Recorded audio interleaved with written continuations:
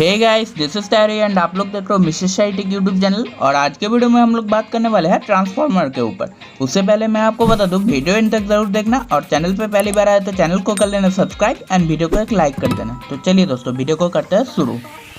So guys, transformer basically एक ऐसा electrical equipment होता है जो कि हाई वोल्टेज एसी करंट को low voltage AC current and low voltage AC current को हाई वोल्टेज एसी करंट में कन्वर्ट करता है। एंड ट्रांसफार्मर सिर्फ एसी करंट के ऊपर वर्क करता है, ना कि डीसी करंट के ऊपर। और ट्रांसफार्मर बेसिकली दो तरह के होता है। एक होता है स्टेप अप ट्रांसफार्मर जो कि लो वोल्टेज करंट को हाई वोल्टेज एसी करंट में कन्वर्ट करता है, एंड दूसरा होता है स्टेप डाउन ट्रांसफार्मर जो कि हाई वोल्टेज एसी करंट को लो वोल्टेज के अंदर कन्वर्ट करता है। सो गाइस, अभी एक ट्रांसफार्मर का कंस्ट्रक्शन यानी कि स्ट्रक्चर कैसा होता है वो देखते हैं। एंड एक ट्रांसफार्मर का इंफ्रास्ट्रक्चर कुछ इस तरह का होता है, जिसमें कि एक फेरोमैग्नेटिक यानी कि आयरन कोर होता है और कोर के दोनों साइड पर इंसुलेटेड कॉपर वायर का एक कॉइल वाइंडिंग होता है, जिसमें से एक इनपुट वोल्टेज सोर्स एंड दूसरा आउटपुट वोल्टेज सोर्स होता है। एंड जिस वाइंडिंग के अंदर इनपुट एसी वोल्टेज सप्लाई दिया जाता है उसको प्राइमरी वाइंडिंग या प्राइमरी कॉइल कहा जाता है, एंड जिसमें आउटपुट एसी वोल्टेज सोर्स निकलता है उसको सेकेंडरी वाइंडिंग या सेकेंडरी कॉइल कहा जाता है। अगर थियोरिटिकली देखा जाए तो एक ट्रांसफार्मर के अंदर प्राइमरी कॉइल में जो इनपुट वोल्टेज दिया जाता है उसको EP से डिनोट किया जाता है, एंड सेकेंडरी वाइंडिंग से जो वोल्टेज आउटपुट मिलता है उसको ES से डिनोट किया जाता है। एंड प्राइमरी कॉइल के अंदर इंसुलेटेड कॉपर वायर का जितने नंबर ऑफ टर्न होता है यानी कि लूप होता है उसको NP से डिनोट किया जाता है, एंड सेकेंडरी वाइंडिंग के अंदर कॉपर वायर का जितने नंबर ऑफ टर्न या लूप होता है उसको NS से डिनोट किया जाता है। और एक स्टेप अप ट्रांसफार्मर के अंदर प्राइमरी कॉइल में जितने नंबर ऑफ टर्न होता है सेकेंडरी वाइंडिंग में उससे ज़्यादा नंबर ऑफ टर्न देखने को मिलता है।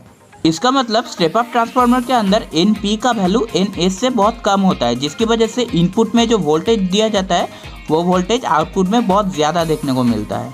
एंड एक स्टेप डाउन ट्रांसफार्मर का स्ट्रक्चर ठीक उसका उल्टा होता है, क्योंकि इसके अंदर प्राइमरी कॉइल में number of turn secondary coil से ज़्यादा होता है, यानी कि NP ग्रेटर देन NS होता है, और इसकी वजह से प्राइमरी कॉइल के अंदर जो वोल्टेज सोर्स दिया जाता है वो सेकेंडरी वाइंडिंग यानी कि आउटपुट में बहुत कम होता है। सो गाइस, अभी एक step up and step down transformer कैसे काम करता है वो देखते हैं। और हमारे आसपास जितने भी ट्रांसफार्मर है वो चाहे स्टेप अप हो या स्टेप डाउन, वो इस फार्मूला के थ्रू ही वर्क करता है। और इस फार्मूला के थ्रू पता चलता है प्राइमरी वाइंडिंग का वोल्टेज बाई सेकेंडरी वाइंडिंग का वोल्टेज। इसका मतलब इनपुट में जो वोल्टेज होता है एंड आउटपुट में जो वोल्टेज मिलता है, इन दोनों का रेशियो प्राइमरी वाइंडिंग के अंदर number of turn by secondary winding के अंदर नंबर ऑफ टर्न का इक्वल होता है। इसका मतलब EP बाई ES इक्वल होता है NP बाई NS के साथ। एंड इस फार्मूला के थ्रू किसी भी ट्रांसफार्मर के अंदर अगर प्राइमरी एंड सेकेंडरी वाइंडिंग का कॉइल का नंबर पता है तो फिर आउटपुट में कितना वोल्टेज निकलेगा ये पता किया जा सकता है। And transformer basically electromagnetic induction के ऊपर काम करता है।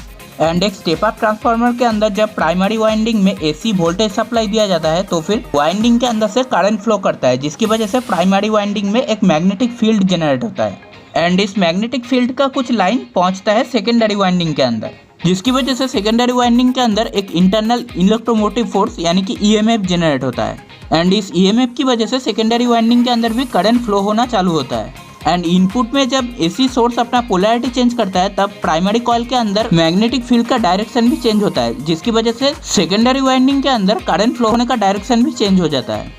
और क्योंकि स्टेप अप ट्रांसफार्मर के अंदर सेकेंडरी वाइंडिंग में number of turn primary coil से ज़्यादा होता है, उसकी वजह से आउटपुट में वोल्टेज भी बहुत ज़्यादा बढ़ जाता है। जैसे कि मान लेते हैं प्राइमरी कॉइल के अंदर नंबर ऑफ टर्न यानी कि NP equal to 5 turn, and secondary coil में नंबर ऑफ टर्न यानी कि NS इक्वल टू 10। एंड इस सिचुएशन में प्राइमरी कॉइल के अंदर यानी कि इनपुट में अगर 10 वोल्ट AC सप्लाई दिया जाए तो फिर इस फार्मूला के थ्रू पता किया जा सकता है आउटपुट में यानी कि सेकेंडरी वाइंडिंग में 20 वोल्ट आउटपुट सप्लाई मिलेगा।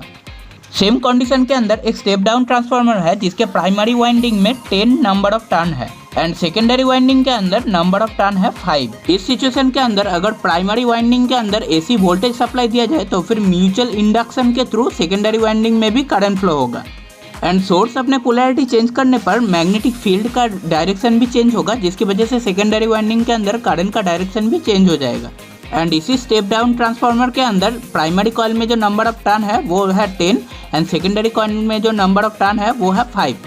और इस फार्मूला के थ्रू पता किया जा सकता है आउटपुट में जो वोल्टेज मिलेगा वो डाउन वोल्टेज मिलेगी, यानी कि 5 वोल्ट मिलेगा। एंड इस तरह से किसी भी ट्रांसफार्मर के अंदर प्राइमरी एंड सेकेंडरी वाइंडिंग के अंदर नंबर ऑफ टर्न को बढ़ा के या घटा के आउटपुट में वोल्टेज कम या ज्यादा किया जा सकता है। So guys, step up and step down transformer का काम करने का तरीका यही होता है। और ये वीडियो बस इतना ही। वीडियो अगर पसंद आए तो एक लाइक कर देना और चैनल पे पहली बार आए तो चैनल को सब्सक्राइब कर लेना। और मैं मिलता हूँ आप लोगों के साथ नेक्स्ट वीडियो में। तब तक के लिए जय हिंद।